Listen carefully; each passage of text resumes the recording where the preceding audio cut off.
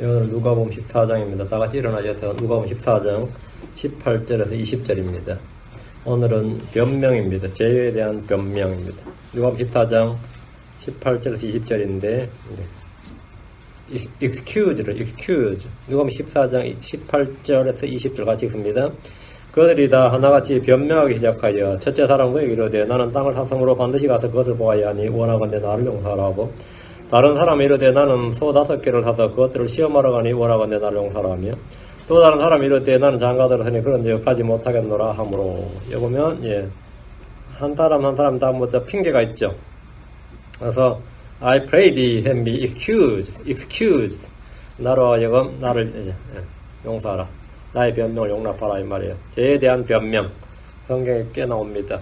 오늘 이걸 좀 다루겠습니다. 장로 기도합니다. 위대하시고 거룩하신 주 하나님 아버지, 이 아침에 주의 말씀을 공부하러 또 듣기 위해서 또 함께 주의로 모인 모든 혼들을 기억하여 주시고 전나인 주님께서 저희 가운데 거하시며 또 저희 가운데 말씀해 주시기를 원합니다. 저희가 말씀을 듣습니다. 아버지 하나님께서 마음을 열어주시고 깨닫는 영을 허락하여 주시고 주의 성령으로 신선한 기름으로 기름 부어주셔서 저희 마음을 가득 채워주시기를 간구합니다. 은혜 베풀어 주십시오. 아버지 하나님, 저희가 이 땅에 살아가는 모든 날들 동안 참으로 주를 기쁘시게 하는 자는 증거를 얻게 하여 주시옵소서. 주의 영광을 위해 살아가도록 해주시고 저희 안에서 주님만이 높임을 받도록 인도하여 주시옵소서. 저희가 말씀에 더욱 집중하게 해주시고 거기에 귀를 기울이게 하시고 또 여기에 온 모든 것을 맞출 수 있도록 해주시고 저희가 이 말씀을 사용할 줄 아는 그런 성도가 되도록 도와주십시오. 감사드리며 주의 성을 답니다. 아멘. 앉으시기 바랍니다. 오늘은 죄에 대한 변명이라는 주제로 말씀을 전하겠습니다. 죄에 대한 해결책은 주께 죄를 시인하고 자백하는 겁니다. 죄는 변명해야 되는 것이 아니라 시인하고 회개해야 됩니다. 그러나 사람들은 죄를 지을 때 죄를 지을 수밖에 없었다, 어쩔 수 없었다는 식의 변명을 하는 것이 일반적입니다. 죄인들이 죄를 지은 후에 보이는 행동은 일단 죄를 숨기는 겁니다. 처음에는 hide, 숨기는 거예요. 근데 죄가 드러나면 처음에는 커버하는 거예요. 덮는 거죠. 죄가 드러나면 증거를 대라는 식으로 죄를 부인합니다. 숨겼다가 아니면 죄를 부인하고 내가 한 것이 아니다. 나는 아니다. 이렇게 강하게 부정을 하는데 이것은 성경적 자기 부인과 부정은 아닙니다.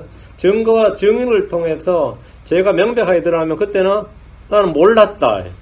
실수였다. 이렇게 하거나 아니면 남의 탓을 합니다. 내가 아니라 누구 때문이라고 이렇게 남의 탓을 합니다. 우리말에 핑계 없는 무덤이 없다는 말이 있습니다. 콩밭에 소를 풀어놓고도 할 말이 있다고 그러죠. 이 말은 사람은 무슨 일이든지 핑계를 만들어낼 수 있다.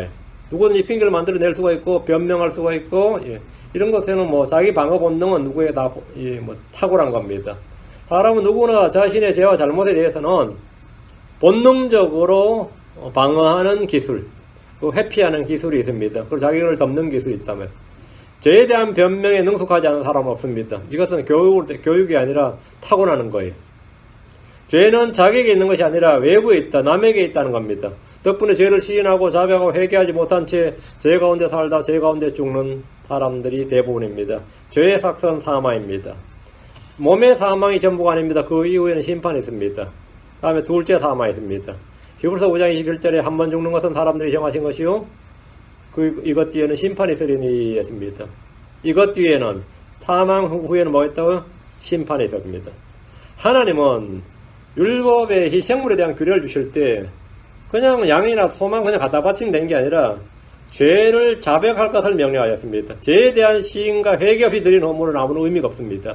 역대기 3장 22절에 보면 히스기야는 주에 관하여 선한 지식을 가르치는 모든 레위 사람들이 위로하는 말을 하였더라. 그들이 레위 사람들이 명절 내내 이래 동안 먹으며 화평 헌물을 드리고 헌물 드리고 주 자기 조상들이 하나님께 자백하는 말을 하였더라.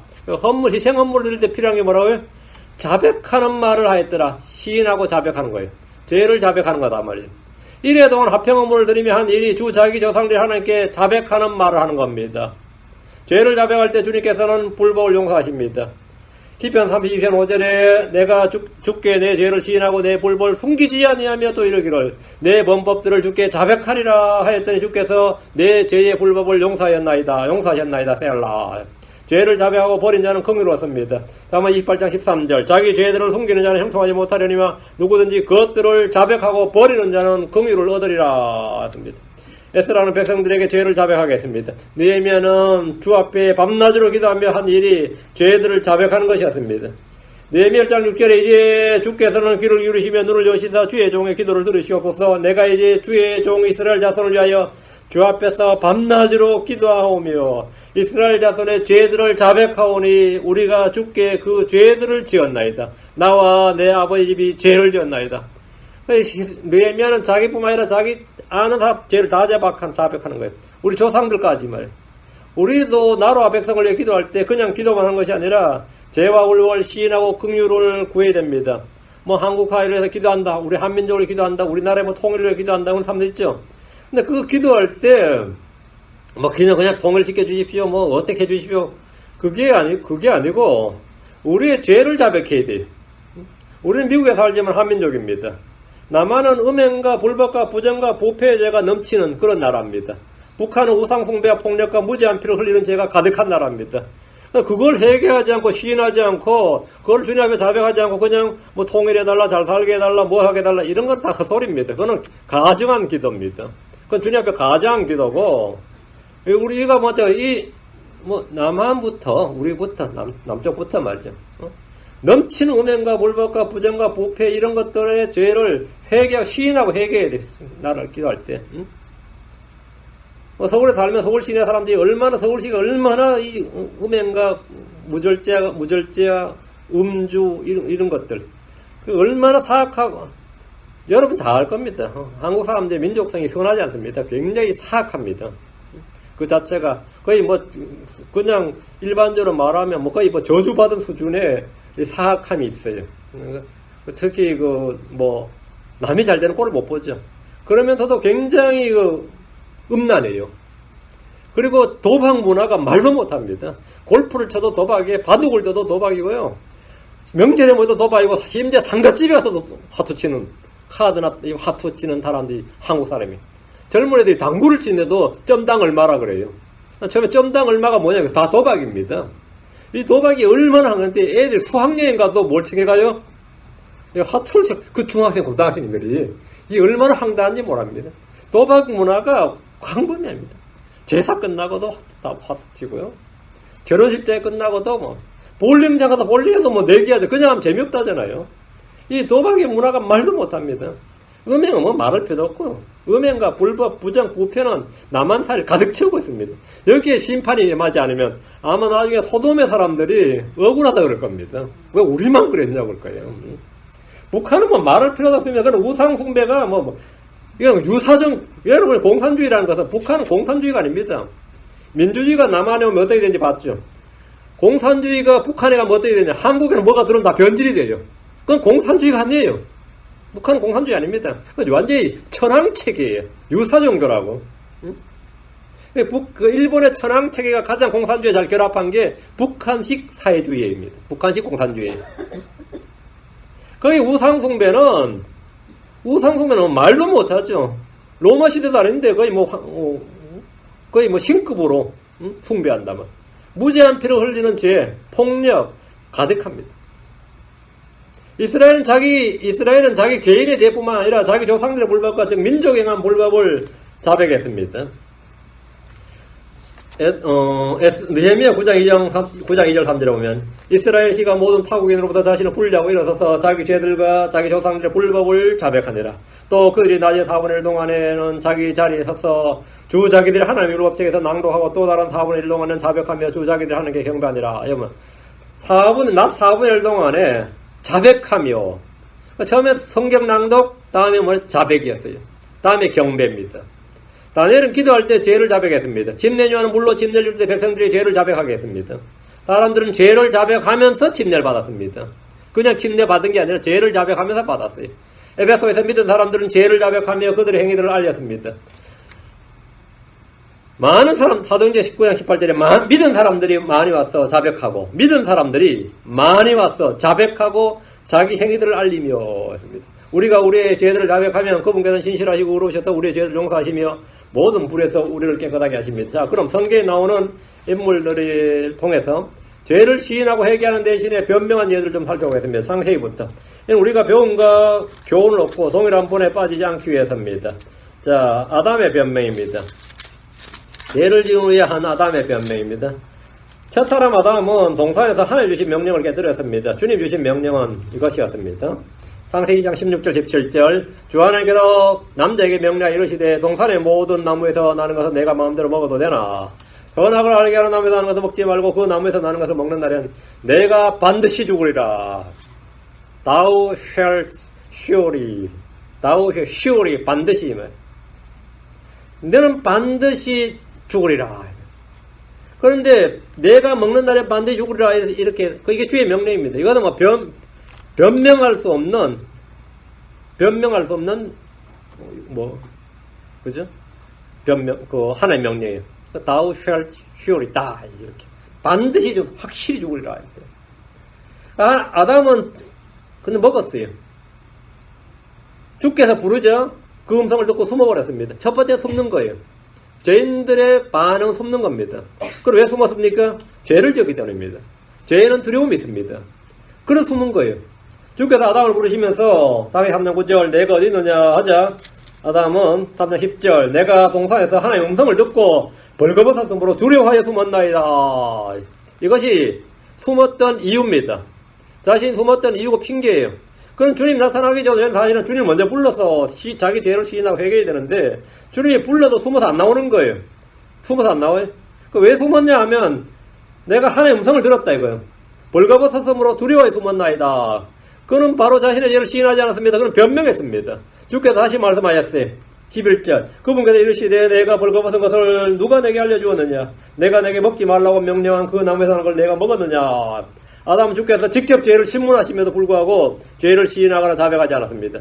주님 직접 지금 신문하는데 시인하지 않으세요. 욥의 증언에 따르면 욥이 지금 이 장면에 대해서 말한 게 욥의 증언에 따르면 아담은 자기 죄를 덮어버렸습니다. 욥기 31장 33절에 혹시 내가 내 불법을 내 품에 숨김으로 아담같이 내 범법들을 덮었던가. 혹시 내가 내 불법을 내 품에 숨김으로 아담은 어떻게 했다는 거예요? 불법을 자기 품에 숨겼다 이거예요. 무화과나무로 나뭇잎 엮어서 하는 그게 아니라 아담은 자기 죄를 자기 불법을 자기 품에 숨겼어요. 마음에 딱 숨겨두고 있었던 거란 말이에요. 아담같이 내 범법들을 덮었던가. 욥 자기는 그렇게는 안 했다. 아담처럼은 안 했다. 이거. 자기는 범법들을 숨겨두고 품에 숨겨두진 않았다 이 말이에요. 아담은 죄를 어떻게 한 거죠? 숨겼다 이거예요. 아담은 죄를 숨겼습니다. 아담은 죄가 드러나자 변명하기 시작했습니다. 창세기 3장 12절 남자가 이르되 하나님께서 나와 함께 있으라고 주신 여자 곧 그녀가 그 나무에서 나는 것을 내게 줌으로 내가 먹었나이다. 하나님께서 나와 함께 있으라고 주신 여자. 이 책임 누구 있다는 거죠? 하나님께 있다 이 말이에요. 여자가 먼저가 아니라 하나님 먼저예요. 그는 자신이 주의 명령에 불순종하는 이유를 제시했는데 그는 속아서 먹은 것이 아닙니다. 그는 속아서 먹은 것이 아니다. 실수로 먹은 거 아닙니다. 그는 무지 중에 몰라서 먹은 것도 아닙니다. 디모데 2장 14절에 또 아담이 속지 아니하고 여자가 속아 범법 가운데 있었기 때문이라 했으니까 아담은 속지 않았습니다. 아담은 속지 않고 먹었어요. 아담이 먹은 것은 하나님이 함께하라고 주신 여자가 그걸 줬기 때문에 먹었다 이거예요. 이건 내 잘못 아니다 이 말이죠. 이 죄의 1차적 원인은 여자지만 하나님이 책임있다. 하나님 내게 함께하라고. 내 죄는 나의 문제가 아니라 이건 구조적인 문제, 이 시스템의 문제다 이거예요. 이 사회 구조의 문제고 에덴 동산의 구조적인 문제가 좀 있다 이거예요. 자기 개인에게 책임이 있는 게 아니라 내 자신에게 책임이 있는 게 아니라 나도 책임이 없다고 할 수는 없겠지만 여자와 사실 하나님께 책임이 있는 것이다. 그는 부지 중에 또는 실수로 죄를 범한 것이 아닙니다. 그는 주의 명령을 알았습니다. 그는 속지 않았습니다. 다만 죄를 시인하고 회개하기 싫었을 뿐입니다. 그는 죄의 용서를 구하지 않았습니다. 이것이 아담의 변명입니다. 우리 누구나 다 이런 변명을 할 수 있습니다. 이건 타고나는 겁니다. 이건 타고나는 거예요. 다음 여자의 변명입니다. 아담의 변명을 들으신 주께서 더 이상 신문 안 하시고 거기서 스탑하셨어요. 아담은 됐어 오케이. 아담이 하는 말을 다 들으시고 주님께서 됐어 오케이. 다음에 바로 여자에게 그럼 물으셨습니다. 창세기 13절 주 하나님께서 여자에게 이르시되 내가 행한 이 일이 도대체 무엇이냐. 주님께서 여자를 질문하셨습니다. 여자는 지체하지 않고 뱀의 탓이라고 했습니다. 3장 13절 여자가 이르되 뱀이 나를 속임으로 내가 먹었나이다 아니라. 여자는 자기의 잘못이나 죄나 불법을 시인하지 않았습니다. 그러나 분명한 사실은 맞아요. 뱀이 나를 속였으므로 내가 먹었나이다. 이거는 변명이긴 하지만 팩트야. 이건 사실이라고요. 거짓말은 아니죠. 뱀이 나를 속임으로 내가 먹었나이다 이 말대로 그녀가 속은 것은 사실이, 뱀이 속인 것도 사실이고 이건 분명한 거예요. 뱀이 속인 건 사실 맞죠. 이건 거짓말 아닙니다. 변명하지 말 것도 없이 사실은 맞아요. 팩트야. 여자는 뱀에게 왜 속은 겁니까? 여자가 그럼 뱀한테 왜 속았냐고. 속이니까 속였죠. 그죠? 왜 속은 것 같아요? 하나님의 말씀을 믿지 않고 그 말씀을 다하고 빼고 바꿔버렸기 때문입니다. 그냥 주께서 하신 말씀을 문자 그대로 믿지 않았습니다. 뱀이 여자에게 창세기 3장 1절에 참으로 하나님께서 말씀하시기를 너희는 동산의 모든 나무에서 나는 것을 먹지 말라 하시더냐. 부정의 문문이죠. 먹지 말라 하시더냐 하면 이 미국식으로 하면 no 하면 돼요. 당연히 먹지 말라고 했다고. 먹지 말라고 하시더냐 하니까 주님께서 먹지 말라고 했다고. 당연하죠. no 하면 끝나는 겁니다. 그래서 답이 끝나는 거예요. 한국말로 yes예요. 한국말로 영어가 반대입니다. 먹지 말라고 하시더냐 하면 한국말로 예, 먹지 말라 sure 당연히 듣죠. 영어로 그냥 no 하면 됩니다. 그건 다 하면 끝이에요. 그냥 마귀의 제안에 거절할 땐 no죠. accept 할 때 yes고. 먹지 말라고 하시더냐 하면 no, 당연히 먹지 말라고 했다고. 먹지 말라고 했으면 no인 거고 먹으라 했으면 yes인 거예요. 먹지 말라고 하시더냐 no 하면 끝났는데 대신 그녀는 뱀에게 말하기를 창세기 3장 3절 4절 우리가 동산의 나무의 열매는 먹어도 되나 동산 나무들의 열매는 먹어도 되나. 그래서 모든 걸 마음대로 freely라는 말 빼버렸습니다. 동산 모든 나무들의 열매는 마음대로 먹어도 되나. 근데 마음대로 빼버리고 동산의 한가운데 나무 열매에 관하여는 동산 한가운데 두 가지 있었어요. 생명나무와 선악과.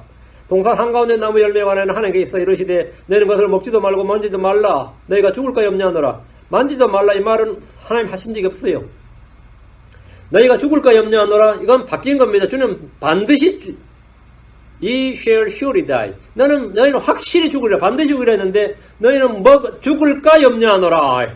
완전히 말씀이 확 체인지가 되어버린 거예요. 말씀을 다 하고 빼고 바꿔버린 거죠.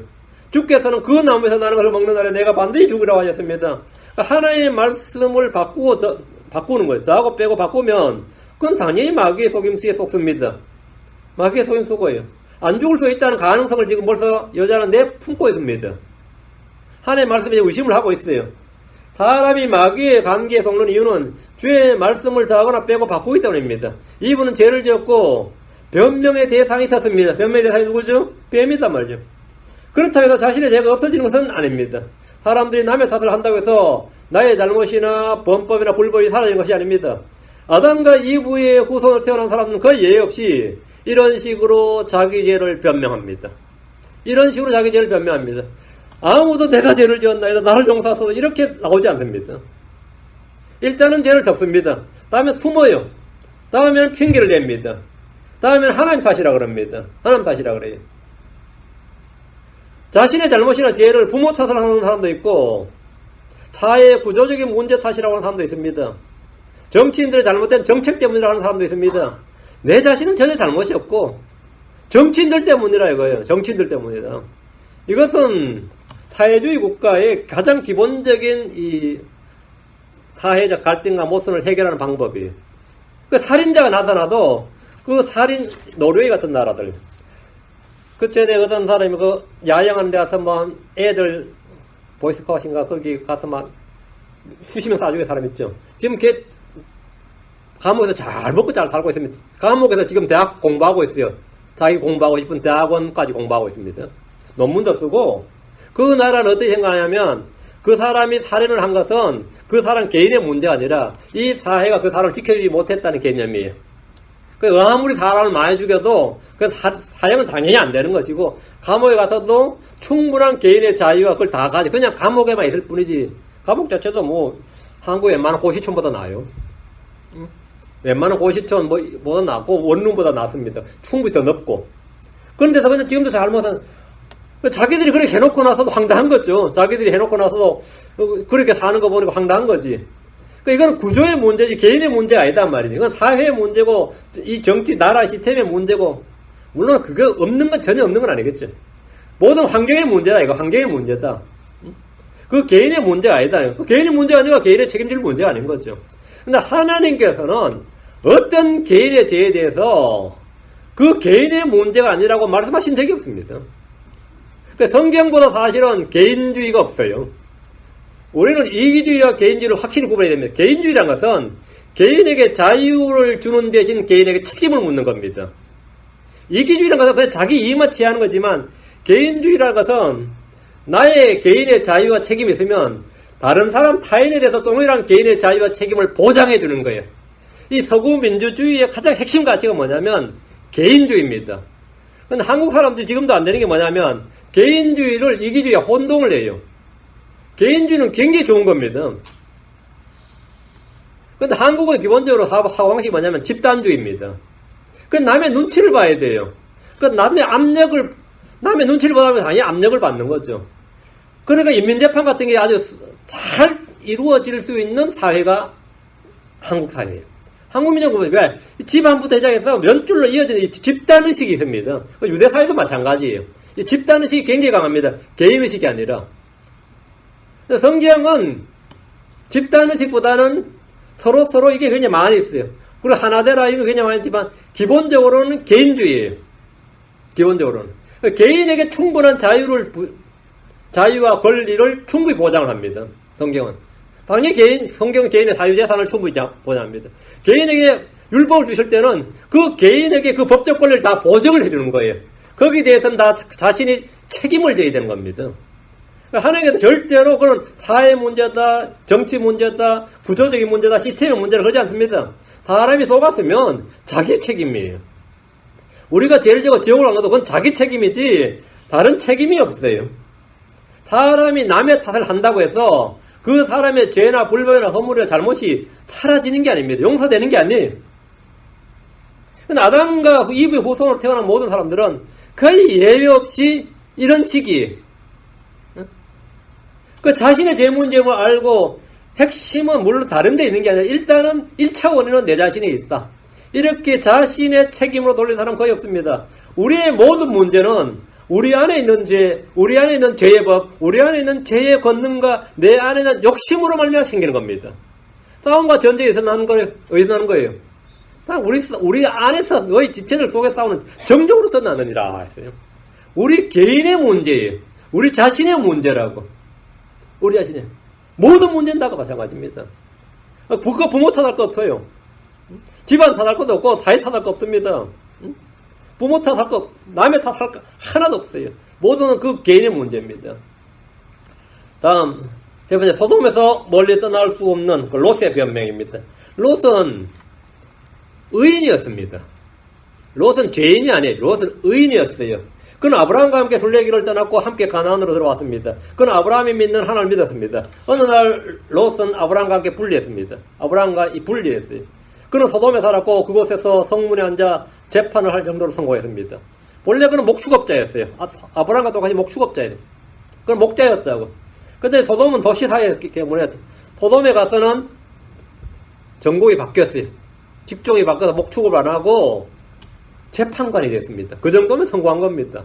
한국 사람이 미국 와서 연방대법원 판사한다. 아니면 캘리포니아주 법무부 장관이다. 이 정도면 성공한 거죠. 나름 성공했다고. 하원 됐다, 상원 됐다. 그러면 아주 대서특필을 될 거. 한국에서 아주 성공한 사람 표상이 될 거예요. 응? 한국에 헤럴드 오라는 사람이 예일대 로스쿨 법대 대학원 그거 확장하니까 그것만 가지고 얼마나 시끄러웠어요. 응? 그 정도 해도 엄청 시끄러워요. 근데 소돔에 갔던 롯이 소돔의 성문에 앉아서 재판관이었습니다. 성경에서 성문에 앉은 재판관 하면 그 사회에서 가장 성공한 사람이. 그런 그에게 주의 천사들이 와서 소돔에 대한 주의 심판을 알려주고 속히 산으로 도피하라는 명령을 줬습니다. 그럼 어떻게 해야 되겠어요? 다 때려치우고 그냥 튀어야죠. 응? 다 때려치우고 그냥 튀어야지. 가족들 내리고 튀어야죠. 근데 롯은 그 말을 듣자 일단 말씀을 믿었어요. 롯은 말을 안 믿은 게 믿었어. 믿으니까 그 말을 듣자마자 바로 결혼한 딸들한테 가서 딸들과 사이들한테 지금 심판이 많으니까 빨리 떠나라고 전달해 줬습니다. 근데 사이들은 장인어른 농담하는 걸 여겼어요. 지금 해야 될 일은 빨리 도망가는 거예요. 빨리 도망가는 거예요. 그럼 롯은 소돔을 떠나질 못했습니다. 아침이 될 때까지 미루고 또 미루고 미적미적거리고 안 떠나는 거예요. 그 천사들이 롯이 안 믿으면 모를까? 믿으면서 못 떠나는 거예요. 이게 어떤 현상이에요?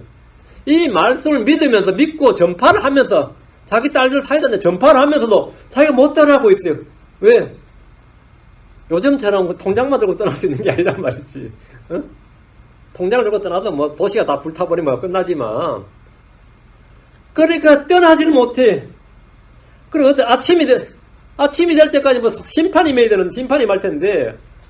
그래서 하루도 천사들이 강제로 손을 잡고 당겼어요. 그 도시 밖으로 끌어다 강제로 그냥 강제줄 시켰습니다. 롯의 마누라 딸들을, 결혼한 딸들이죠. 도시 밖으로 끌어잡아냈어요. 강제로. 창세기구의 16절에 그가 망설임에 그 남자들이 천사들이 말 그의 손과 그의 아내의 손과 그 두 딸의 손을 잡았더라. 주께서 그에게 긍휼을 베푸셨으므로 그들이 그를 데리고 나아가 그 도시에 밖에 두니라. 강제로 도시 밖으로 이주시켜준 거예요. 천사들은 그들을 도시 밖으로 데리고 나간 후에 말했어요. 내 생명을 건지기 위해 도피하라. 너는 내 뒤를 돌아보거나 이 온 평야에 머무르지 말고 산으로 도피하라. 내가 소멸될까 염려하노라. 그러니까 하늘에서 불과 유황이 쏟아지는데 이게 지금쯤의 핵무기급이야. 그러니까 이거는 불빛을 보면 사람이 눈이 실명을 하거나 실명 정도가 아니라 볼 때 그 빛이 직진으로 들어오는데 그 사람이 그냥 화산재로 변하는 거예요. 그 성경 표현에는 소금 기둥으로 변했다 그랬죠. 그래서 사람이 그냥 그냥 그게 덮쳐서 그 사람이 그냥 그 자리에서 뭐가 되는 거죠? 프리즈 되는 거예요. 그러니까 그냥 뛰으라고, 무조건 뛰라고. 평야에 머물지 말고 산으로 도피하라고. 내가 소멸될까 염려. 돌아오면 뭐가 된다고? 소멸된다, 이거예요. 이거는 뭐 지금 현재 과학으로 충분히 이해가 되죠. 여름에 핵무기 터지는데 만약에 보고 싶다고 보면 여러분 소멸됩니다. 핵은 터지는 것보다 후폭풍이 더 무섭습니다. 그냥 바로 실명하고 바로 몸이 그냥 그 후폭풍으로 해서 소멸돼요. 근데 지금 하나님께서는 주변 환경을 최대한 피해를 가지 않도록 하셨어요. 지금 그냥 막 터졌으면 뭐 소돔뿐만 아니라 뭐 아브라함이 산 데까지 다 작살났겠죠.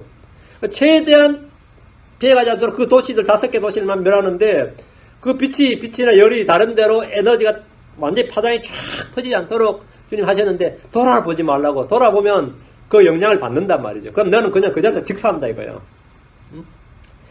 그래서 이 평야에 머물지 말고 도피하라. 산으로 도피하라. 내가 소멸될까 염려하노라. 그러니까 그 명령을 들으면 어떻게 돼요? 뭐 걸으면 날 살리라고 도망을 가야 되는데 그 자리에 하는 말이 나는 멀리 갈 수 없다 그랬어요. 나 지금 무릎 상태가 안 좋아요. 나 지금 허리 디스크 있어요. 이러면 어떻게 되죠? 나 삐었어요. 그러면 나 못 뛰어요. 나 못 가. 천사들 이제 황당하죠. 그럼 옮겨줘야 돼. 모셔줘야 된다고. 사실 그는 주의 심판을 받는 소돔이랄지라도 자신의 전 재산이 거기 있고 딸들과 사이가 거기 있고 그래서 자기가 어쨌든 은퇴연금도 못 받고 지금 말이지. 이어서 나가면 그죠? 소돔에서 멀리 떨어지고 싶지 않는 거야. 최대한 가긴 가더라도 소돔 가까이 갔다가 심판 끝나면 빨리 돌아와서 건질 건 건져야 될 거 아니야. 저 댐이 속에서도 건질 건 건져야 될 거 아니야. 그냥 멀리 가고 싶지 않는 거예요. 멀리 떠나지 가능한 가까이. 그래서 소알도 원래 멸해야 되는데 소돔도 가장 가까이 있는 소알이라는 도시에 여긴 멸하지 말아달라고. 작은 동네니까 멸하지 말아달라고. 내가 여기 숨어 있을 테니까 여긴 멸하지 말아달라고 이러고 있었어요. 그는 세상과 단절하고 싶지 않았습니다. 세상을 못 받거나 세상에 대해 못 받기보다는 세상에 동화되고 있고 세상을 일치되고 있고 세상을 사랑하고 있고 세상에서 행복한 삶을 어떤 복된 삶을 살고자 원했던 겁니다. 오늘 크리스천들은 세상을 변화시키자 세상을 더 살기 좋은 곳으로 만들자 교회가 세상을 등지면 안 된다. 별별 미친 소리를 다 해야 됩니다. 정말 로세 후예들이 돼가지고 그래서 이 교회를 막 노래방 만들면서 말이죠. 세상 산지 와야 우리가 전도라도 할 거 아니냐. 이런 또 좋은 말을 해야 돼요. 응? 세상 산지한테 교회를 막 불러드려야지. 그 교회에서 막 노래방 가라오케도 만들고 말이죠. 당구장도 만들고 커피숍도 만들고 커피숍은 나도 만들고 싶어. 왜? 성도를 밖에 나가서 먹는 것보다는 그래도 안에서 먹는 게 죄를 덜 질 거 아니야. 응? 밖에서 비싸게 먹느니 차라리 안에서 그래서 끼리끼리 모여서 커피 마시면 그래서 죄는 좀 덜 질 거 아니야 생각이 언뜻 들어요. 제가 예전에 보니까 이 청년부 애들이 예배 마치고 커피숍 가느라고 헌금도 안 하고 그 돈을 왜? 커피숍 가서 고기 뭐 사 먹어야 되니까. 내가 아주 괘씸한 꼴을 몇 번 봤어요. 저 꼴 하지 못느니 차라리 커피숍을 만드는 게 있잖아요. 봉지 커피? 무슨 커피? 이렇게 다양하게 놔두면 그냥 뜨거운 물 타먹으면 되는 거 아니에요. 응? 값도 싸. 그렇죠. 그렇게 하면 되지. 밖에 나서 비싸게 사먹는 것보다는 뭐 그거 생각 좀 듭니다. 근데 세상에 나가서 말 같지 않은 소리야. 하나님께, 우리 주님께서도 내가 세상을 위해 기도하지 않는다 그랬습니다. 세상과 분리가 되고 우리가 세상과 떨어져야 사실은 교회가 세상에 영향력을 미칠 수 있는 겁니다. 세상과 일치한다, 말 같지 않은 소리야. 세상을 등지면 세상을 등져야 세상이 교회라고 옵니다. 내가 세상에서 벗어나서 교회라도 가고 싶다 이렇게 나와요. 다 롯의 생각을 품고 사는 거예요.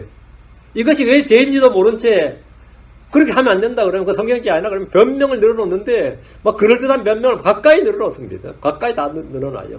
그게 세상을 떠날 수 없는 롯의 변명이죠. 세상과 분리할 수 없는 롯의 변명이에요. 그 다음에 부르심을 거부한 모세의 변명입니다. 모세는 40살에 40세에 이스라엘의 구원자로 부름받았습니다. 그리고 그는 그 구원자로 자처했어요. 그럼 분명히 콜링이 있었습니다. 모세 자신은 개인적 퍼스널리 자기 개인적으로는 자신이 이스라엘의 구원자로 세움받았다는 걸 확신을 했는데 그 이집트의 왕자 파라오의 공주의 아들이란 걸 버렸죠. 그건 자신이 이스라엘의 구원자로 부름받은 콜링이 있었기 때문입니다. 없었는데 버렸다는 건 말이 안 되죠. 그런 이집트의 왕자란 그 파라오의 공주의 자녀란 파라오의 공주란 그 공주의 그 아들이란 지위를 버린 거, 그런 권리를 버린 거는 자신이 그리스도로 부름받은 그 이스라엘의 그 기름 부음 받은 자, 그 구약에서 이제 모세가 기름 부음 받은 자, 그런 콜링이 분명히 있었어요. 퍼스널리 개인적으로는. 그는 고난받은 자기 백성을 건지기로 결심하고 나이 40에 탁 일었었어요. 사도행전 7장 23절 25절 보면 그가 정확히 40세 되었을 때에 나이 40에 말 자기 형제 이스라엘 자손을 돌아볼 생각이 그의 마음에 들더라. 콜링이 있었더라 이 말이. 그들 중에 한 사람이 부당한 일 당한 것을 그가 보고 그를 옹호하여 학대당한 자의 원수를 갚아 이집트 사람을 치니라. 내가 이제 이집트의 재판관이고 이집트의 재판관이 아니라 이스라엘의 재판관이고 이스라엘의 이제 통치자다 말이야. 내가 이스라엘의 구원자다. 그래서 이제 이스라엘 사람을 치는 이집트 사람을 죽여버렸어요. 그러면 백성들이 막 어떻게 되죠? 일반적으로 열렬히 환영하면서 네가 우리의 대장이 되라 그러고 말이죠. 이 한 사람을 통해서 뭐가 되는 거죠? 이 종교혁명이라는 게 대부분 다 그렇습니다. 그럼 피가 하나 흐르면 어떻게 되는 거죠? 그게 도화선이 돼가지고 반란이 일어나고 이집트에서 이스라엘이 전부 한 200만이 들고 일어나가지고 말이죠. 응? 그러니까 폭동이라든지 반란이라든지 3.1 운동처럼 비폭력 무장 일어나던 해서 이게 도화선이 돼서 모세가 한 명을 탁 죽이면 모든 사람들이 와 하고 일어나서 파라오를 엎어버리자 그러고 막 이렇게 말이죠. 촛불 시위가 일어날 줄 아는데 최소한 강목 하나씩만 들어도 그죠? 그런데 모세는 지금 먼저 선수를 쳤는데 백성들이 반응이 없어. 어떻게 되는 거예요? 모세가 이거 크게 착각을 한 거예요. 자기는 이렇게 하면 백성들이 그냥 일어나가지고 모세를 중심으로 해가지고 그냥 확 일어나서 이집트 뒤집어 놓고 말이죠. 이스라엘을 해방시키려고 작정했는데 소위 말하는 폭력혁명이죠.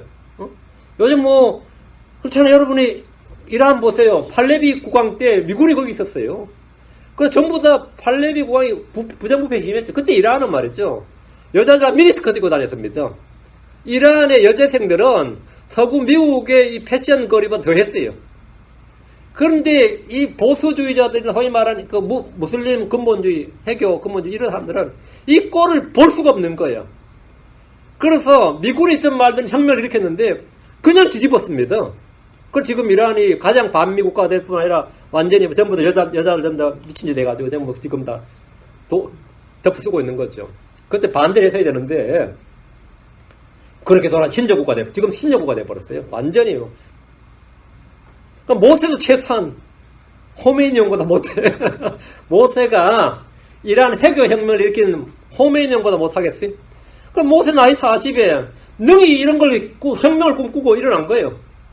그래서 자기가 먼저 이집트 사람을 쳤는데 그러면은 이것이 폭발적인 힘을 얻어가지고 항쟁이 일어나야 되는 거지. 거의 몇백 년을 지금 이스라엘이 지금 이집트에서 지금 노예 생활을 하고 있는데 이보다 더 좋은 기회가 있어요. 지금까지는 모래알처럼 흩어져 있다가 모세란 지도자에서 이제 나타났단 말이지. 이건 완전히 이런 기회가 없는 거예요. 우리 같으면 어떻겠어요? 난이 일어나지. 근데 25절 보면 24절 그는 하나님께서 자기 손을 통하여 자기 형제들을 건지려 하심을 그들이 깨달을 줄로 생각하였으나 그 백성들이 자기를 구원자로 통치자로 자기들의 메시아를 이렇게 생각해가지고 일어날 줄 알았단 말이에요. 그들은 깨닫지 못하였더라. 백성들은 아무도 모세에 동조하지 않았습니다. 아무도. 모세는 하나님께서 자기 손을 통해 이스라엘을 구출하려 하신다는 사실을 알았고 자기 형제들도 그 사실을 깨달을 줄로 생각했지만 그래서 자기가 일어나서 이집트 사람 하나 쳤는데 같이 아무도 일어나서 치는 사람이 없어요. 그날 말은 이집트 국고성을 지을 때 그냥 기집애 일어나가지고 성을 지을 때 다 불태워버리고 말이죠. 그죠? 창고 다 불태워버리고 강목 하나 들고 일어났으면 뭐 거기서 가는 거죠. 근데 이집트에 살던 이스라엘 백성들은 말이죠. 그런 모세가 들고 일어나니까 네 혼자 그렇게 하라고 우리가 왜 네 따라 네에 동조해야 되냐 이러면서 모세를 거절하니까 모세가 어떻게 된 거죠? 망명을 해야지. 모세는 신나게 그냥 하나 했다가 아이고 이거 뭐 백성들 아무도 자기를 지지하지 않고 아무도 따르지 않으니까 그 미디안을 친 거예요. 미디안을 친 거예요. 미디안을 치니까 뭐 재산이 있어요? 뭐가 있어요? 그래서 거기서 미디안의 제사장 그거 어떻게 알아서 거기서 장인 양떼를 치는데 40년을 미디안에서 자기 양떼도 아니고 장인 양떼를 말이죠. 40년을 쳤어요.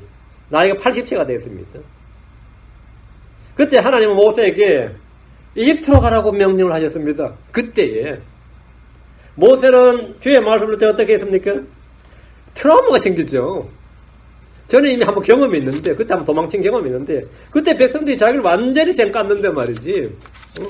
그때 자기가 과감하게 자기 백성을 일어나가지고 이집트 사람 쳤을 때도 백성들이 자기를 완전히 배척하고 그냥 누가 너를 우리의 재판관 세웠느냐 그러고 완전히 쌩깠는데 지금 나이 80이 됐어.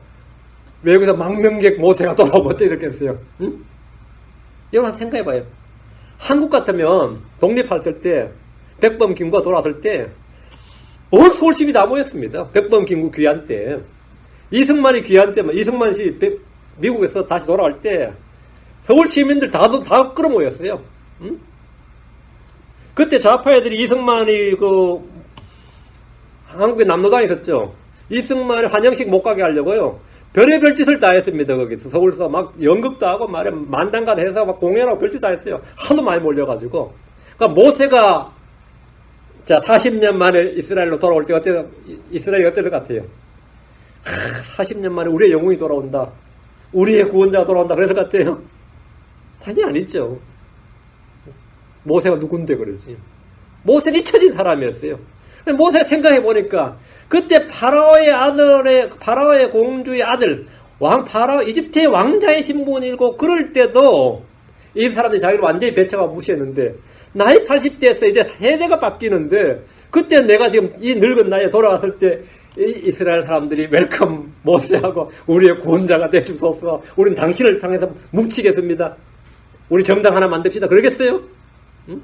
우리가 이제 무장혁명할 준비가 됐습니다. 그러겠냐고.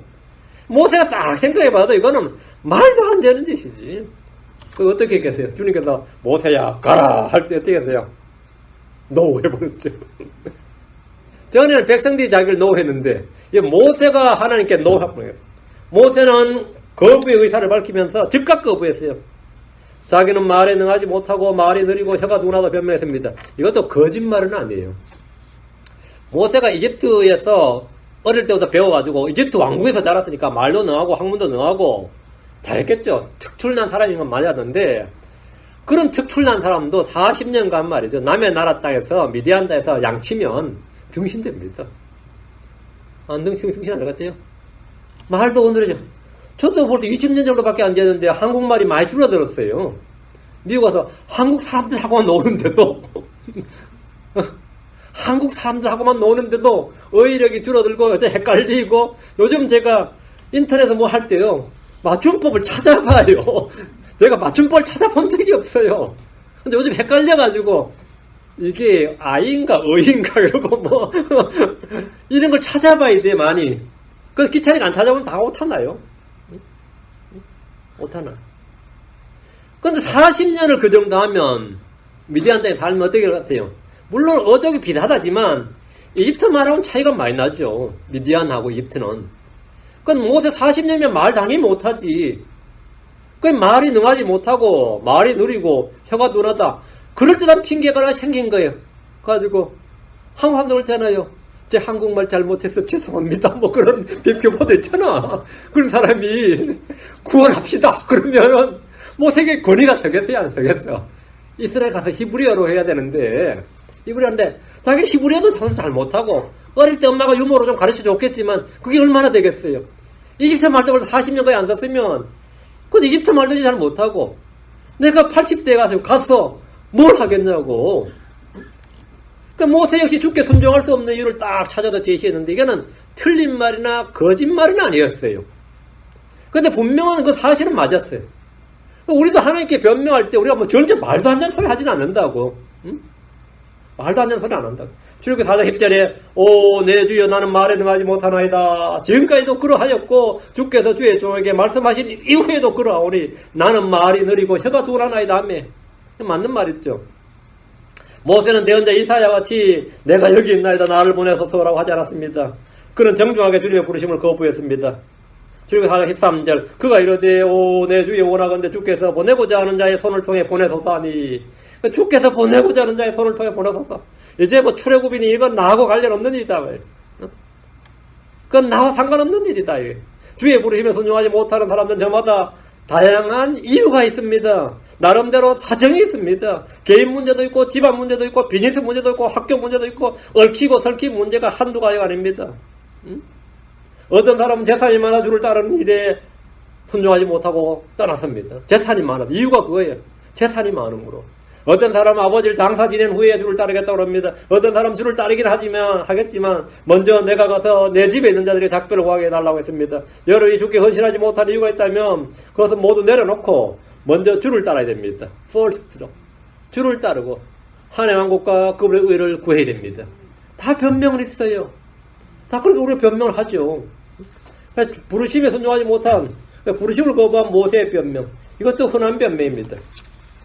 다음 5번째, 금송아지를 만든 아론의 변명. 이게 압권이에요. 금송아지를 만든 아론의 변명. 10계명의 돌파를 받기 위해서 모세가 산으로 올라갔습니다. 모세가 산에 오른 후에 백성들은 모세가 며칠 있다 오겠다 이랬으면 기다리면 되는데 기약을 하지 않고 올라간 거예요. 근데 한 주가 지나고 2주가 지나도 안 와. 저희가 가잖아요. 2주 있다 오겠습니다. 이러잖아. 근데 이 계약 안 하고 가면 언제 올지를 모르는 거지. 모세가 40일간 있었는데 기약이 없으니까 기다리지 못했어요. 그러던 아론에게 말하기를 출애굽기 32장 3절 출애굽기 32장 3절 우리를 위해 우리 앞에 갈 신들을 만들라. 이 모세 곧 우리를 이집트 땅에서 데리고 올라온 사람에 관하여는 그가 어찌 되었는지 우리가 알지 못하노라. 이 사람 지금 산으로 올라가더니 내려오질 않는다 이거예요. 이 사람 우리가 어찌 되는지 알지 못한다. 그러니까 지금 리더십이 상실된 거죠. 그 새로운 집행부 행정부를 갖춰야 될 거 아니에요. 그 아론은 백성들에게 금송아지를 만들어 줬습니다. 그는 자신의 죄를 시인하고 회개한 대신에 모세 앞에 이렇게 말했습니다. 출애굽 32장 3절 4절 내가 그들에게 말하기를 누구든지 금 있는 자들은 그것을 빼라 한즉 그들이 그것을 내게 주기에 내가 그것을 뿔에 던졌더니 이 송아지가 나왔나이다. 어때요? 야 이거 참 아론 참 뻔뻔하지. 금을 받았어. 그래 뿔에 던졌더니 뭐가 나왔다고요? 송아지가 나왔다.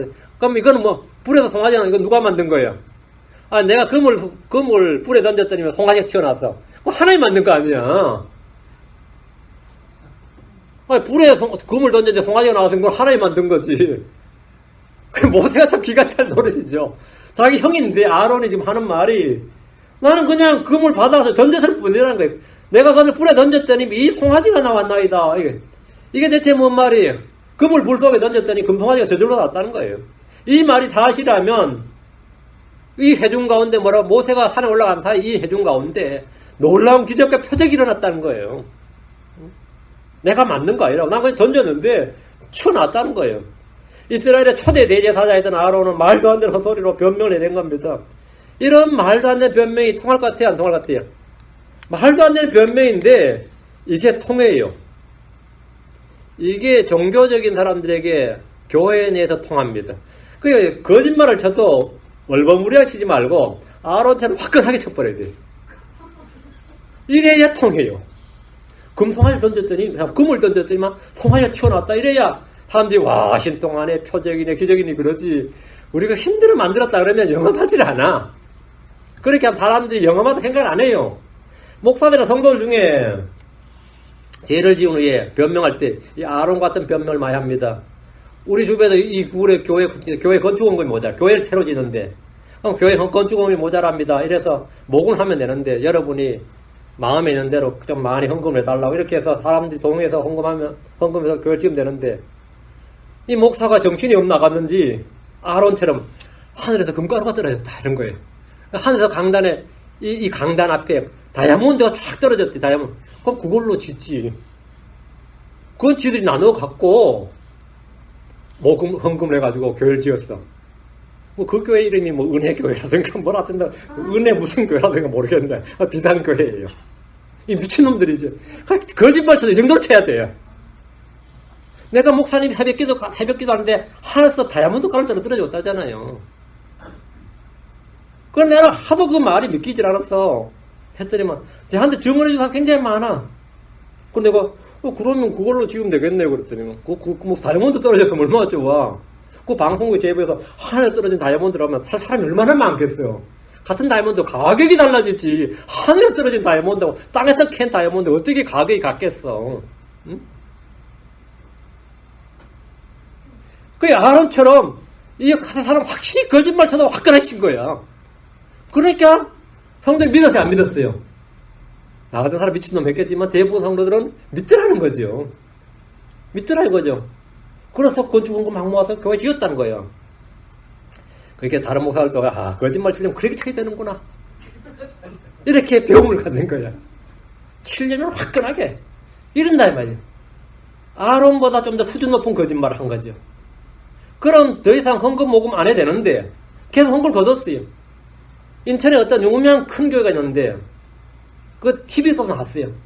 어떤 교회 내에 그 교회 다니면 좋은 목사가 그 교회 여자 집사와 가늠을 해서 아이가 태어났어요. 그 남편이 막 그 교회 막 일요일 나가면 막 11시에 막 개인 피켓을 들고 막 난리치고 막 방송국에서 나오고 막 이러니까 목사님이 이제 한마디 해달라고 하니까 나는 그 집에 신방을 갔을 뿐인데 애가 나왔다. 이러세요. 나는 그 집에 신방을 갔을 뿐인데 애가 나왔다. 이게 성령으로 잉태된 거 아니고 뭐겠습니까? 이렇게 방송을 했어요. 그 방송 지금 유튜브에 있어요. 조모 목사라고. 거짓말 쳐도 이 정도로 쳐야지. 이 정도로 쳐야 돼. 이 정도로. 아론 같은 죄는 이 종교인들 사이에서는 좀 흔한 겁니다. 그렇게 확실하게 믿을 수 없을 만큼만 걸 치는 거예요. 응? 자기는 그 집 신방 갔을 뿐인데 애가 나왔다 그러니까 그 남편이 돌아버렸죠. 현재도 그렇게 말하고 있어요. 그렇게 말하고 있어요.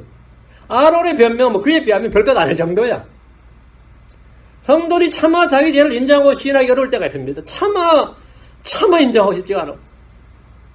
차마 그걸 공개적으로 시인한다. 이건 말도 시인한다고 해서 차라리 나 죽으라는 말보다 더 심한 수치감을 느낄 수도 있어요. 그러나 숨기고 부인하고 변명하는 것보다는 시인하고 회개하는 것이 훨씬 낫습니다. 훨씬 나아요. 다음 10명의 정탐꾼들의 변명입니다. 가나안 땅을 목전에 두고 모세는 각 지파별로 한 명씩 12명의 정탐꾼을 보냈습니다. 사실상 그 땅을 탐지하고 돌아온 정탐꾼들은 저마다 자기가 보고 온 것들을 보고를 했는데 10명의 정탐꾼들은 가나안 땅에 들어갈 수 없는 이유를 백성들 앞에 제시를 했습니다. 그들이 직접 그 땅을 보고 냉철하게 판단하건대 주의 말씀과 주의 약속이 어떠하든지 주의 말씀이 뭐라고 말하든 간에 이스라엘이 가나안 땅을 정복하는 것은 불가능하다. 이렇게. 그것도 한두 명의 의견이 아니라 10명의 의견이 그래요. 12명 중에 10명의 의견이 그 절대 다수가 우리가 지금 가데스 바데아에 있는데 여기를 건너서 가나안 땅으로 들어가는 것은 가나안 땅 정복이라는 것은 불가능하다. 그때 모세가 살아있을 때였습니다. 모세 앞에서 백성들 앞에서 자기들이 보고 듣고 직접 경험한 걸 이야기한 거예요. 주의 약속과 주의 말씀과 주의 권능을 신뢰하기보다는 객관적인 전략과 상황을 분석하는 것이 훨씬 더 이성적이죠. 그게 훨씬 더 낫다고 생각한 거예요. 그들은 자신들의 판단을 믿고 주의 말씀을 믿지 않았습니다. 10명의 정탐꾼들이 이방인들이 아니었습니다. 이스라엘 각 지파에서 뽑힌 사람들이었어요.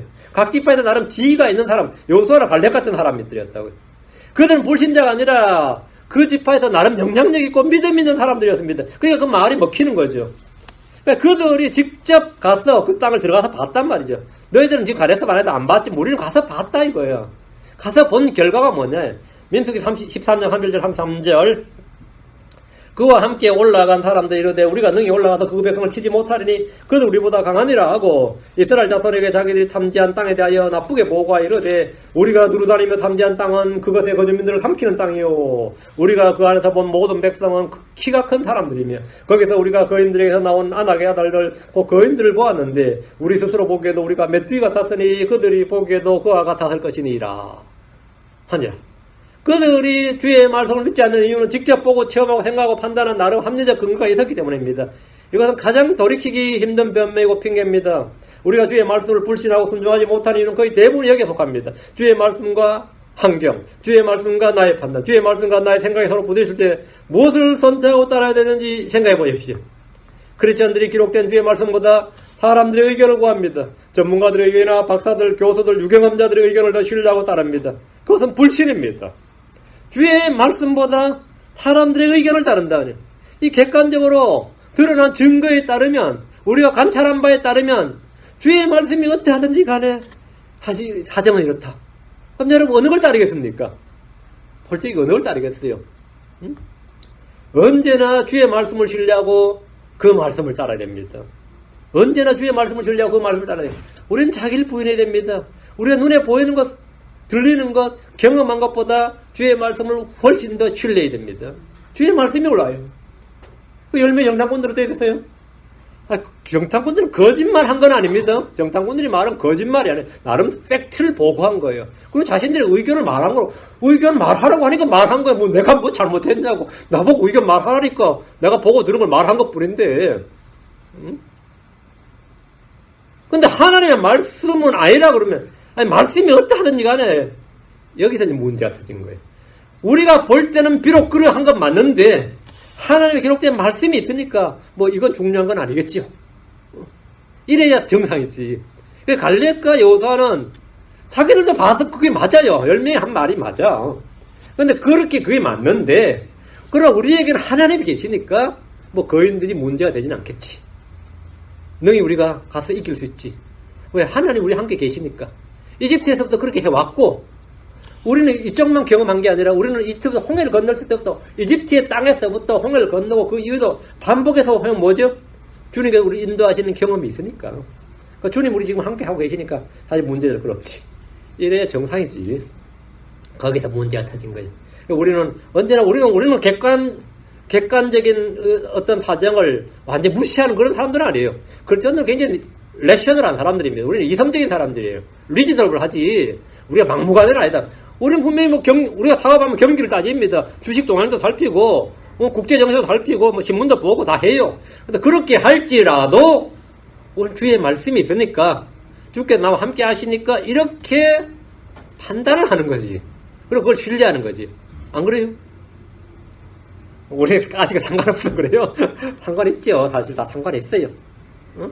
상관있지만, 그런 가운데서도, 그렇기 때문에 나는 뭐냐면, 주의 말씀을 신뢰하고 주의 말씀을 가지고 살아가는 거예요. 그게 크리스천의 삶입니다. 그게 믿음의 삶이고 우리는 변명하지 않습니다. 주께서 그렇기 때문에 주께서 뭐라고 말씀하셔도 난 도저히 못 믿겠습니다. 그게 10명이 정탐꾼들이에요. 네. 변명 있잖아요. 변명할 거리 있잖아요. 나는 보았다. 나는 경험했다. 나는 들었다. 나는 판단하노라. 그것이 우리의 변명거리에 대해서는 안 된다 이 말입니다. 다음에 왕을 구한 이스라엘의 변명입니다. 왕을 구한 이스라엘의 변명. 이스라엘은 사무엘의 왕을 구했습니다. 당시에 사사가 사무엘이었어요. 사무엘의 왕을 구했는데 이스라엘은 나라가 가나안 땅에 들어와서 참 독특한 나라였어요. 왕이 없어요. 한마디로 말하면 정부가 없는 나라예요. 법원이 있는데 정부가 없어요. 법원이 있는데 율법이 있었죠. 정부가 없다 보니까 전부 다 자치제예요. 마을마다 장로들이 그냥 다스리는 거예요. 그럼 외적이 쳐들면 어떻게 돼요? 군대가. 그러면 주님께서 사사함을 일으켜가지고 그날 군대를 모집을 하는 거예요. 나팔을 불어서. 평소에 전시훈련도 하고 뭐 군대를 맞추는 게 아니라 청년들 그냥 일꾼들 그냥 20살부터 60세까지 모여! 이러는 거예요. 그러다 나서 싸우는데, 그럼 뭐 싸움이 되겠어요? 안 되겠어요? 저쪽은 정예 부대가 들어오는데, 갑자기 농사지 있다고 싸우러 오는 거예요. 무기 한 번 안 들어본 사람들이. 그럼 사사가 와서 나갔어, 싸우는데, 그때마다 져본 적이 없어요. 사사들이 전쟁에 나가서는 져본 적이 없습니다. 그 초대 사사부터 시작해서 온니엘부터 시작해서 여러분 다 뭐 삼손을 거쳐서 마지막 사사가 지금 저겁니다. 사무엘이에요. 사무엘 때까지 이스라엘은 사사가 갑자기 사람들 모집해가지고 전쟁을 나가서는 전쟁을 져본 적이 없습니다. 근데 문제는 그 백성들이 느끼는 마음이 어떻겠어요? 우리는 정부도 없지, 왕도 없지. 그 한마디로 행정부가 없는 거 아니에요? 거기다 뭐가 없어요? 군대가 없지. 불안해 죽겠어요. 그 전쟁 적치 들어왔다 그러면 막 적이 쳐들어왔다 그럼 그때서야 사사가 없어요. 하나님 사사를 누구 세워. 그럼 그때 사사를 세워서 사사가 나팔을 불면 그때 모여가지고 전쟁하러 나가는 그런 식이었단 말이죠. 불안해 못 살겠다 이거예요. 이건 불안해 못 살겠다 이거예요. 그 하나님의 백성들이 하나님의 통치 방식이 마음에 안 드는 거예요. 하나님께서 이스라엘의 왕입니다. 지상의 다른 모든 민족들과 달리 이스라엘은 하나님의 법을 가진 하나님의 백성이고 하나님이 그들의 왕입니다. 근데 하나님이 그들의 왕인데 뭐 예루살렘이 어디 왕이 딱 있으면 좋은데 왕자가 없잖아요. 그러니까 대제사장이 지휘자가 내가 하면 좋은데 대제사장은 제사만 지내지 이 생업물 드리지 그런 리더십은 없었단 말이죠. 그래서 대원자들은 그냥 말씀을 선포했지 그런 정치적인 건 아니었어요. 난감한 거죠. 안 되겠다 왕을 구해야 된다. 하나님이 그들의 왕이시기 때문에 따로 왕을 공하는 것은 악한 일이고 주로 거역한 일이었습니다. 그들은 신정체제를 왕정으로 체제 변화를 구한 거예요. 사무엘은 이것이 주께 반역하는 죄임을 분명히 알려줬습니다. 그러나 그들은 한 목소리로 왕을 구했습니다. 이거는 여론조사하면 100%였어요. 이거는 민심이 천심이냐 그러면 아니다 이 말이죠. 사람들 흔히 민심이 천심이라는데 민심은 천심이 아닙니다. 이들의 민심 100%다가 뭘 구한 거라고요? 왕을 구했어요. 하나님의 마음은 아닙니다. 그들이 왕을 구하는 이유가 뭐냐? 사무엘상 8장 19절 20절. 그럼에도 불구하고 백성이 사무엘의 목소리 순종하기를 거부하 이르되 사무엘의 목소리, 사무엘은 그 당시에 사사였고 제사장이고 재판관이었습니다. 사무엘의 목소리 순종하기를 거부하 이르되 아니로소이다 우리에게 우리를 다스릴 왕이 있어야 하리니 그리하여 우리도 모든 민족들과 같이 되어 우리 왕이 우리를 재판하여 우리 앞에 나가서 우리의 싸움을 싸우리다 아니라. 이제는 왕도 있고 군대도 있고 이제 정상적인 국가를 만들자 이거. 이스라엘은 사사시대와 같이 불안정한 정치체제보다는 주변 국가들처럼 왕을 세움으로써 군대도 만들고 왕이 재판도 하고 전쟁도 수행하게 하려 했던 겁니다. 우리는 더 좋은 것을 버리고 덜 좋은 것, 나쁜 것을 택할 때 이런 변명을 합니다. 믿음으로 사는 것 어때요? 좋지. 성령을 따라 사는 건 좋지. 눈에 보여요. 믿음으로 사는 거라 성령을 따라 사는 게 눈에 보이냐고. 그 좋은 건 알겠는데 그건 불안한 삶이고 불안정한 삶이다 이거예요. 그건 눈에 보이지 않는 불안감이 있다고요. 그렇게 하느니 차라리 교회 시스템도 갖추고 눈에 보이는 것이 차라리 뭐죠? 훨씬 낫다고요. 훨씬 낫다. 그래서 그걸 생각하고 그렇게 택합니다. 훨씬 낫다고. 응? 그 믿음을 사는 게 훨씬 나은데 그거보다는 뭐 이거 그 성경으로 사람을 행하라 그러면 사람을 행하면 되는데 그거는 뭐 뜬구름 잡는 이야기 같아요. 그거보다는 뭡니까? 교회 헌법 하나 만들어 놓는 게 뒷말 없고 낫다고요. 교회 헌법 만드는 거예요. 교회 코드를 만들고 옷은 어떻게 입고 오라 그러고 남자의 머리 어떻게 하라 그러고 여기 뭐 침례 순종할 수 있는 사람, 성찬식에 참석할 수 있는 사람, 뭐 교회 뭐 투표할 수 있는 사람 없는 사람 뭐 쫙 이렇게 하면 나중에 정하다 보면 뭐 책 한 권 나와요. 그럼 침례교 헌법 이렇게 교회 헌법 하나 만드는 거예요. 그게 차라리 성경 믿고 이렇게 하는 것보다 뭡니까? 낫죠. 나요. 사람은 낫다고 생각합니다. 가장 좋은 것보다는 더 나쁜 걸 택한다면 눈에 보이는 것이 차라리 낫다고 말이죠. 그래서 우리가 그때부터 이제 믿음으로 행하고 뭐 사랑으로 행하고 이걸 못하는 거죠. 그거 못하면 뭘 찾게 되죠? 그때부터는 교회 헌법 갖고 와야 되는 거죠. 성경 대신에 뭐가 되는 거죠? 정말 교회 헌법집을 갖고 와야 돼요. 그거 가지고 이제 선택해야 되는 거지. 그거 가지고 이제 교회 모든 행정을 집행해야 된다고. 그럼 교회가 좋을 때 그때부터 뭐가 되는 거죠? 말씀을 버리고 우리가 만든 교회 헌법이 뭐가 되는 거죠? 지침이 되는 거예요. 각 교회마다 대분당을 쓰면 교회 헌법 없는 교회 거의 없습니다. 우리 교회는 없지. 왜? 사람이 없었으니까. 사람이 없었으니까 없는 거예요. 어? 그 사람 좀 많아지면 다들 그래요. 만들어야 된다고. 만들어야 된다. 그럼 믿음으로 행하면 되지. 말 같은 소리. 믿음으로 행하면 좋지다. 사랑으로 행하시면 뭐 우리 사랑으로 행하면 돼. 그게 우리 교리죠. 됩니까? 이러죠, 당장. 그럼 그게 이스라엘이 마찬가지면 왕을 구한 이스라엘의 변명이 그겁니다. 아, 하나님 우리를 다스리고 사사를 세우셔. 하나님은 우리를 다스리신데. 아, 이건 누가 몰라. 그건 누가 몰라. 그래도 왕이 있어야지. 뭐 이런 식입니다. 여러분의 일상의 믿음의 삶도 전부 다 비슷합니다. 그건 누가 몰라. 어? 그거 알면 안 대로 행하라고요. 다음 제사장 직분을 수행한 사울의 변명입니다. 사울은 불법으로 자기 마음대로 제사장의 직무를 수행했습니다. 그럼 왕인데 제사장 직무를 수행했어요. 월권한 거죠. 그것은 죄였지만 그에게는 합리적인 이유가 있었습니다. 들어보면 이건 진짜 그럴듯해요. 가장 흔한 변명인데 사무엘상 13장 11절 12절 사무엘상 13장 11절 12절 사무엘이 이르되 왕이 도대체 무엇을 행하였나이까 하니 사울이 이르되 백성이 나를 떠나 흩어지고 당신은 정한 날 안에 오지 아니하며 블레셋 사람들은 믹마스에 함께 모였음을 내가 보았으므로 내가 말하기를 이제 블레셋 사람들이 나를 덮치러 길갈로 내려오겠거늘 내가 죽게 강구하지 못하였다고 그런 까닭에 내가 스스로 어쩔 수 없이 번제를 물들였나이다. 그러니까 적들은 앞에 오고 쳐들어오려고 그러는데 지금 아직 죽게 강구하지 못했어요. 번제물은 다 준비되어 있어요. 이제 사무엘이 와서 드리면 되는데 시간은 없고 촉박하고 위험하고 지금은 비상사태란 말이죠.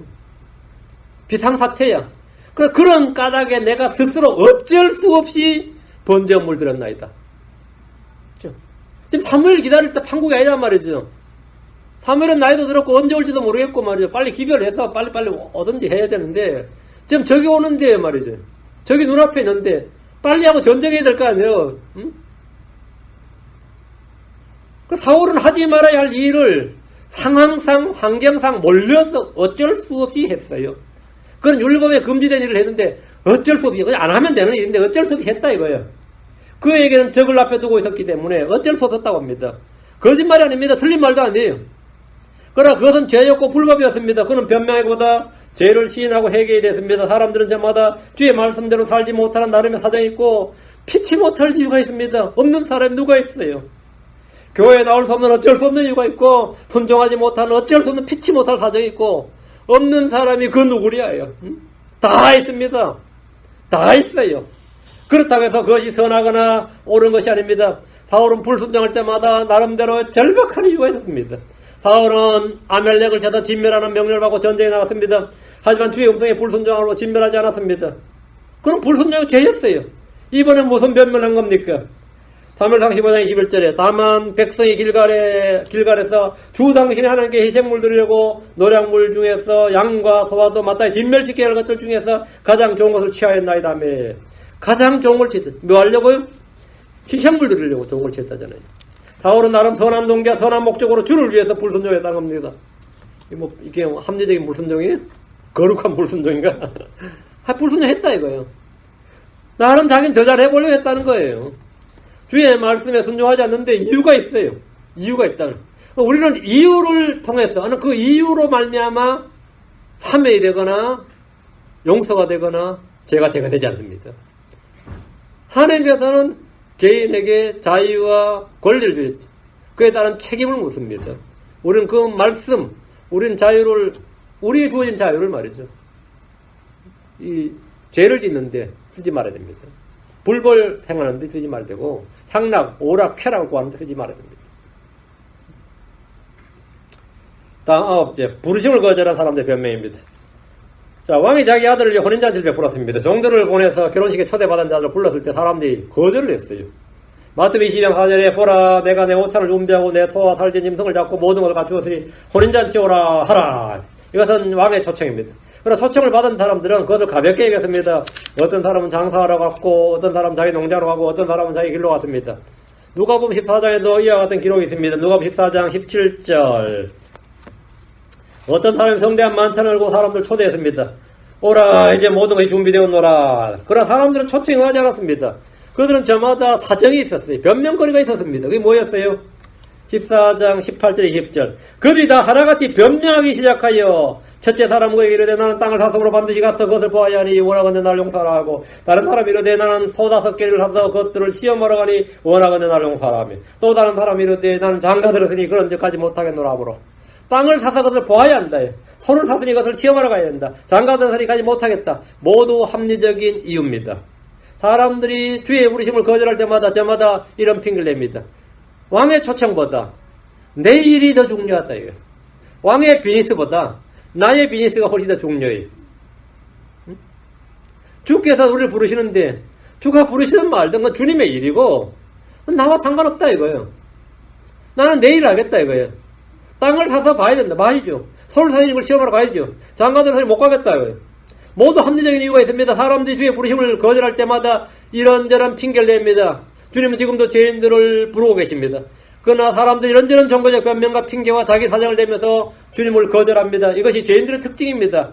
우리 집안은 제사가 많아서 예수 믿을 수 없다. 이런 사람이 있습니다. 집안에 종교가 둘 있으면 분란이 일어난다면서 거절하는 사람이 있습니다. 지금은 바빠서 예수 믿을 수 없다고 하는 사람이 있습니다. 지금 바빠서 예수 못 믿는다고. 나중에 늙어서 은퇴하고 나서 한번 생각해 보겠다. 애들 교육 다 시키고 시집장가 다 보내고 한번 생각해 보겠다. 이런 사람도 있습니다. 다 사정이 있어요. 나는 지금 예수 못 믿는 사정이 있습니다. 교회 모든 사정이 있어요. 주님께서는 오라. 다 내게로 오라. 지금 오라고 하십니다. 그러나 저마다 이런저런 사정을 핑계로 나는 지금 못하겠다 그럽니다. 불신자들은 저마다 지금 내가 예수를 믿지 못한 이유를 수십 가지 낼 수 있을 겁니다. 그러나 그 결과는 지옥입니다. 그 결과는 지옥이에요. 내가 이런저런 그럴듯한 핑계와 변명을 댈 수 있다고 해서 죄가 사라지는 건 아닙니다. 더 중요한 것이 무엇인지 알아야 됩니다. 내 개인의 사정보다 하나님의 일이 훨씬 더 중요합니다. 내 개인의 비즈니스가 아무리 뭐 많고 어떻고 하더라도 내 사정보다 하나님의 부르심이 훨씬 더 얼전트 이거는. 이게 얼전트로 긴급한 거라고요. 이거야말로 정말 시리어스한 거예요. 여러분 주의 부르심이 언제나 이렇게 심각하게 생각해야 됩니다. 심각하게. 나도 지금 바빠 죽겠는데 뭐 그런 거 할게 이러면 상당히 곤란합니다. 응? 나도 바빠 죽겠는데 내가 지금 그런 거 할 시간이 되냐. 주님께서 나중에 이리로 올라오라 그러면 그랬어요. 바빠 죽겠는데 갑자기 거기 있으라 그럴 거예요. 어? 이리로 올라오라 그러는데 바빠 죽겠는데 미치겠네 뭐 이러냐. 주님 미치겠네. 지금 부르시면 어떡합니까? 그러고. 그래요? 그런 거 없어요. 주님의 일이 훨씬 더 급합니다. 훨씬 더 급해요. 주님께서 나를 따르라 그러면 거기 그물을 던지다가도 때려치고 가는 겁니다. 그게 제자들이었어요. 세간의 앉아들 A가 사직서도 안 쓰고 따랐어요. 주님을. 주님 나를 따라 그러는데 그럼 그 세간장이 어떻게 했어요? 이런 미친놈의 자식이 퇴직금 안 준다 그래도 그냥 따르는 거예요. 응? 그렇게 사도들이 부르심을 받을 때 다 그렇게 따랐습니다. 즉각. 주님이 나를 따라올 때 그렇게 따랐어요. 그게 가장 중요한 일이게 됩니다. 엘리사는 밭을 갈다가 그냥 그 자리에서 불태우고 따랐어요. 토 잡고 농기구 불태우고 다시 안 돌아온다 이거죠. 그게. 다시 농사 안 짓는다 이거예요. 나중에 혹시 모르니까 잘 보관해놓고 참고해. 잘 보관해놓고 하다 안 되면 다시 가서 농사 지어야지. 그게 아닙니다. 다 불태우고 따랐어요. 여러분이 주를 따를 때는 그렇게 따르는 겁니다. 주님께서 이리로 오라 하면 내게로 오라 그러면 그렇게 자기를 부인하고 자기 십자가를 지고 주를 따르는 거예요. 언제까지? 주님 오실 때까지. 여러분이 숨 거둘 때까지. 다음 악하고 게으른 종의 변명입니다. 주님께서 자기 종들에게 각각 자기 재산을 맡겼습니다. 한 사람이 5달란트, 한 사람이 2달란트, 한 사람이 1달란트를 줬는데 그의 개별적인 능력에 따라 주고 즉시 여행길을 떠났습니다. 5달란트 받은 사람은 장사를 해서 5달란트를 남겼고 2달란트 받은 사람은 2달란트를 더 벌었어요. 주님 이들에게 선하고 신실한 종아 이렇게 칭찬을 하셨습니다. 주님 이들에게 주인의 기쁨에 참여하겠고 많은 것을 다스릴 치리자로 삼을 것이라고 하셨습니다. 그런데 1달란트 가진 사람이 주인한테 와서 말하기를 마태복음 25장 24절 25절 주인이여 당신은 만 사람이라 뿌리지 않는 데서 거두고 흩뿌리지 않는 데서 모으는 줄 내가 알았으므로 내가 두려워하여 가서 당신의 달란트를 땅속에 감추었나이다. 보소서 거기에 당신의 것이 있나이다. 1달란트 받은 사람은 주인이 무섭다 이거예요. 나중에 이거 찾으러 올 텐데 나는 그래서 차라리 감춰뒀다 이거예요. 그런 자신이 왜 일을 하지 않았는데 주인이 준 돈을 가지고 왜 일을 하지 않았는지 변명을 했는데 그는 주인을 엄한 사람이고 뿌리지 않는 데서 거두는 악한 자로 알았습니다. 그는 주인이 두려웠다 그럽니다. 그는 자신이 받은 돈으로 주인을 위해 일하지 않는 변명을 길게 늘어나왔습니다. 그때 주께서 뭐라고 하셨습니까? 예.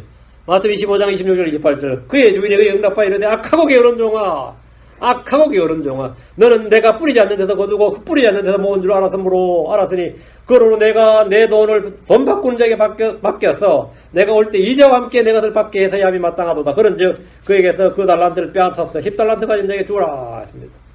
우리는 모두 그리스도의 심판대에서 회개복을 해야 됩니다. 믿음의 좋은 평판을 받도록 부지런히 일해야 됩니다. 주를 섬기는 사람들은 주께 보상을 받습니다. 적은 것을 가지고 작은 일에 신실한 사람들 이렇게 주께 보상을 받고 주의 기쁨에 참여하고 주와 함께 왕과 제사장을 통치합니다. 그날에 우리는 어떤 변명도 할 수 없습니다. 우리는 주 앞에서 어떤 거짓말도 할 수 없습니다. 부끄러움을 당하지 않도록 바로 지금부터 주를 위해서 일하는 종들이 되어야 됩니다. 실패를 두려워하지 마십시오. 이런저런 핑계를 대지 말고 주를 위해 일하는 종들이 되어야 됩니다. 다음 마지막으로 총독 벨릭스가 주를 믿지 않는 변명. 총독 벨릭스는 바울에게 직접 1대1 면담으로 복음을 들었어요. 벨릭스의 아내가 유대인이었습니다. 그런 아내와 함께 바울을 불러다 그리스도 안에 있는 믿음에 관해 들었습니다. 바울은 의와 절제와 다가올 심판에 관해서 강론을 했습니다. 바울의 말씀 선포를 들은 벨릭스가 얼마나 두려웠던지 떨었다 그랬어요. 바울이 대충 이야기한 게 아니라 의와 절제와 심판에 대해 이야기했는데 벨릭스 니는 그렇게 무절제한 삶을 살다가는 심판받아 지옥에 떨어진다. 이렇게 대놓고 면제를 사는데 얼마나 이게 생생하게 들렸는지 총독이면 좀 사는 사람이죠. 권력도 있고 돈도 있는 사람이야. 근데 이 바울의 이 말을 듣고 나니까 정말 자기가 지옥 떨어질 것 같은 거예요. 정말 주님 앞에서 제가 지금부터 이렇게 살다가는 끝장날 것 같다는. 그래서 떨었다고 돼 있어요. 벨릭스는 충분히 말씀에 반응을 했습니다. 그런데 떨긴 했는데 믿지 않았어요. 희한하지. 야, 무섭다. 야, 진짜 무섭다. 지옥이니 불못이니 둘째 사망이니 이런 말들은 무섭죠. 근데 그의 변명이 믿지 않는 변명이 뭐냐면 사도행전 24장 25절에 오늘은 말이야. 내 길을 가라. 내 길로 가라. 내가 적당한 때가 생기면 내가 너를 부르리라. 다음에 다시 한번 이야기해보자요. 다음에 믿을게 이 말이에요. 내가 적당한 때가 생기면 내가 너를 부르리라. 그러고 나서 벨릭스가 불렀느냐? 여러 번 불렀습니다.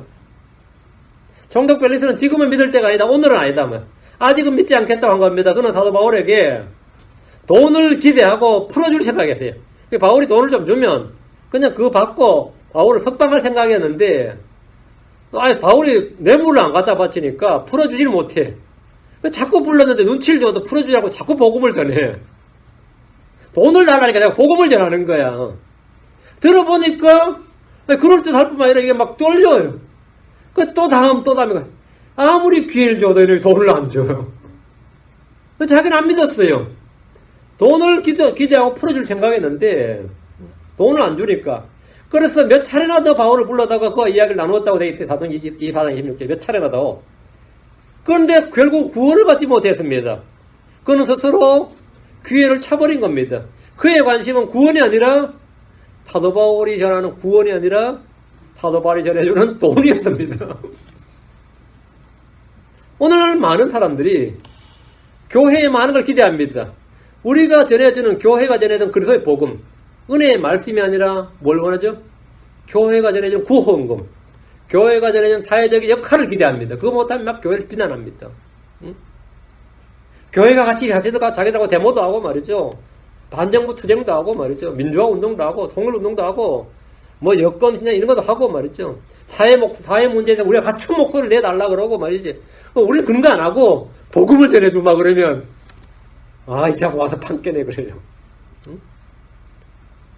너희들 와서 들어보니까 그거 좋은데 그건 지금 할 때가 아니고 지금은 한 목소리로 뭐 안 된다고요?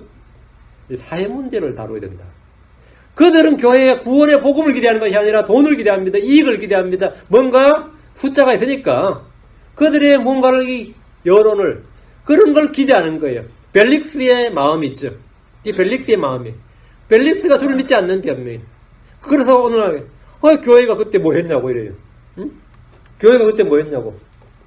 난 그래서 나도 뭐 교회 좀 다녀봤다고요. 우리는 이 외에도 성경에 이런 일을 많이 볼 수 있습니다. 하나님은 사람들의 변명에 속지 않습니다. 하나님 사람들에게 우롱당하지 않습니다. 조롱당하지 않습니다. 갈라디아 6장 7절에 속지 말라. 하나님 조롱당하지 아니하시나니 사람이 무엇을 입는지 또한 그것을 거두리라. 우리는 죄가 생각날 때, 죄를 지적받을 때 지체 없이 내가 죄를 지었나이다 이렇게 주께 시인하고 자기를 심판해야 됩니다. 특히 오랫동안 교회를 다녔고 집사나 장로나 교사의 직분을 맡은 사람들, 나름 믿음이 있다는 인정을 받는 사람들, 이런 사람은 더욱더 주의하고 깨어있어야 됩니다. 죄에 대한 갖가지 변명은 자기를 속이는 일이며 다른 사람들에게 위선자라는 판단을 하게 함으로 주의 이름을 모독받게 합니다. 그래 우리는 지금 어떻게 해야 되느냐예요. 변명하지 말고 시인하고 회개하고 주님 앞에 합당한 자로 서기에 힘써야 됩니다. 그래서 하나님 앞에서 부끄러울 것이 없는 일꾼으로 인정받도록 말씀을 공부해야 됩니다. 진리 말씀을 공부해야 돼요. 부끄러울 것 없도록. 그렇죠? 우리는 오늘 죄에 대한 변명 한 11가지 정도를 제가 성경에서 예를 들었는데 우리가 해야 될 것은 변명이 아니라 시인하는 것 그리고 회개하는 것이다 했습니다. 다양한 변명들이 다 사정들이 있습니다. 하나님께서는 그 사정들이 없다고 그러잖아요. 우린 다 일들이 있습니다. 사정이 있어요. 우리는 그 사정을 다 주께 맡기는 겁니다. 그 일들을 다 주께 맡기는 거예요. 우리의 모든 염려와 모든 것들을 다 주님께 맡기고 첫째로 하나님 왕국과 그걸 의를 구하는 겁니다. 하나님의 일이 뭐는 더 urgent, 그 비상사태, 더 긴급합니다. 예. 우리는 말씀을 전하는 것은 때려든지 못하든지 긴급히 해야 되는 일입니다. 긴급히. 여러분 전부 다 지금 그런 거 할 때냐 그러면 안 돼요. 반대입니다. 지금 너희가 하나님께서 반대로 내가 지금 그런 거 할 때냐고. 너희가 지금 그런 거 할 때냐고. 지금 뭘 해야 되냐. 예. 자, 같이 기도합시다. 위대하시고 거룩하신 하나님 감사합니다. 아버지 하나님 은혜 베풀어 주시옵소서. 모든 성도들이 오늘 선포한 말씀을 마음에 받게 해주시고 또 마음에 잘 결합하게 해주시고 깨닫는 영을 허락하여 주시옵소서. 전나님 주님 은혜 베풀어 주십시오. 제가 이 땅에서 참으로 여러 가지 변명들이 많습니다. 충분한 그런 근거들이 있고 사정들이 있고 환경이 그러고 생각해 볼 때 냉철한 판단으로 판단해 볼 때 참 그런 것들이 있습니다. 그래서 주님 저희가 주님 앞에 변명하기를 원치 않습니다. 아버지 하나님 주의 부르심에 즉각적으로 순종하기를 원합니다. 주의 말씀에 반응하고 주의 말씀 그대로 따르기를 원합니다. 성령의 인도하심을 따르기를 원합니다. 아버지 하나님 은혜 베풀어 주십시오. 저희가 오직 주님만을 신뢰하고 주님만을 따르게 해주십시오. 감사드리며 주의 성도합니다. 아멘.